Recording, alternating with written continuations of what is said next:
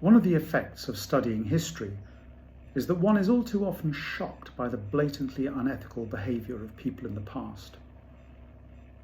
I can remember a student coming into my office fresh from a lecture and quoting somebody they'd been studying. The quotation that was ringing in her ears was, "If you're not ashamed of your country's history, all it means is that you don't know it." When I first studied ethical theory at university a very long time ago, our lecturer argued forcibly that there's something questionable about judging people by an ethical measure that is, or was at the time, unavailable to them. That seems to be fair, although just what is meant by an ethical standard that's unavailable? Most of us follow the ethical consensus of the communities that have shaped us, and in most cases we have no choice over those communities. All too often we believe the things that we do because of the time and place in which we were born. Once upon a time, a lot of people believed that there was a deep ethical responsibility to put those convicted of witchcraft to death. And I would hope that nobody watching this agrees with that view. However, even when that practice was not prevalent, not everybody shared the same view. There wasn't an unbroken religious or ethical consensus that those convicted of witchcraft should be executed. Does the absence of a consensus at the time mean that they should be judged according to the standards of people with whom they devoutly disagreed? If only it was possible to say of somebody that they were wrong, but could not be blamed for being honestly wrong. I think that there is a way of saying just that. As I understand it, and I'm willing to be corrected, the official Catholic teaching is that it is the moral duty of every human being capable of reasoning that they should obey their conscience above everything, even above the official teaching of the Church.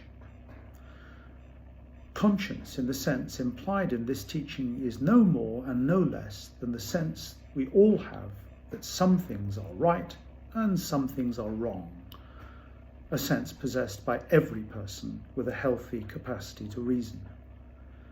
In other words, if your inbuilt sense of right and wrong tells you that doing a certain act is wrong, you shouldn't do it. If your inbuilt sense of right and wrong tells you that something is right, then you should do it. Catholic teaching states that if you act according to your inbuilt sense of right and wrong, even if society disagrees with you, and even if the Church tells you that you should do otherwise, you must still act in accordance with your conscience. The Catholic Church teaches that if you act in accordance with your conscience, then you cannot be blamed morally for your choice, whatever it is. However, Catholic teaching on conscience doesn't stop there. Catholic Church teaches that you do not only have a duty to follow your conscience above everything, you also have a duty to inform your conscience. In other words, you need to make sure that you've got all the relevant facts and that you need to think through your reasons for thinking the way that you do. In other words, it's not enough for you to say, "Oh, my conscience told me to do that," if you can't also say, "And I did everything I could to get all the relevant information, and I thought very carefully about why I believe what I do, about what makes things right and wrong." But there's still one more step to go. The Catholic Church teaches, as I understand it, that even if you have acted in accordance with your conscience and have made a huge effort to inform your conscience, you can still be in the wrong. In other words, the Church is saying that it's possible to be deeply morally wrong, but nevertheless not to blame. Apply this to the issue of the African slave trade.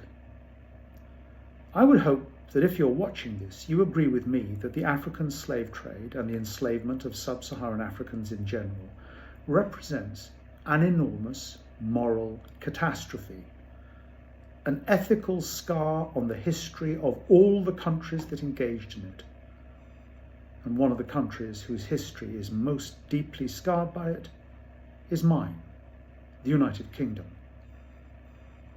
And yet there is very good evidence that there were lots of people who believed that the enslavement of sub-Saharan Africans was not only morally justifiable, they thought it was morally good, even in the face of criticisms from a vocal minority who strenuously objected to it, let alone the objections of the slaves themselves. Some of those who justified slavery did so because they made huge profits out of it. Some of them justified it out of a spontaneous contempt for people with different cultures and different coloured skins. In each case, the job of informing conscience for them should have involved asking, do I believe in this because I have a financial interest in it? Do I believe in this because I simply don't trust people who don't look like me?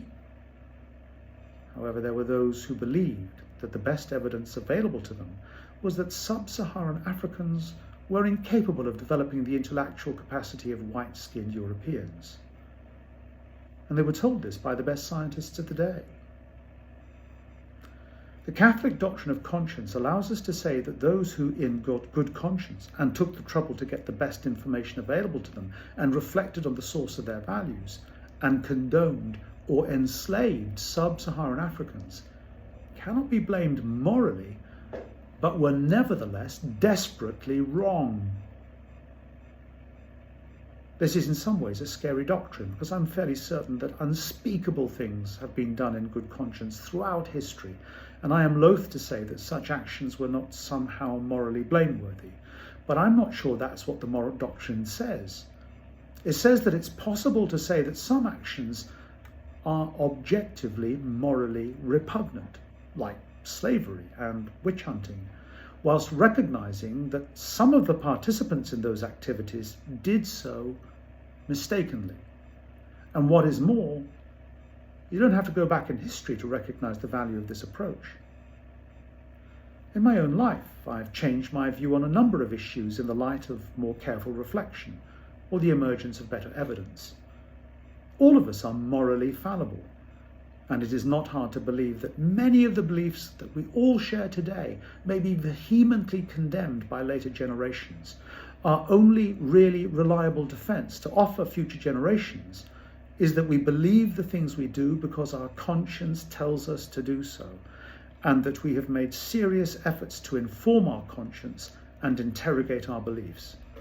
If we cannot say both of those things, then we are to blame. But we can only be judged on the best evidence available to us. And that means that we tend to be wrong about a lot of things, a lot of the time. Future generations will, I fear, be in exactly the same position.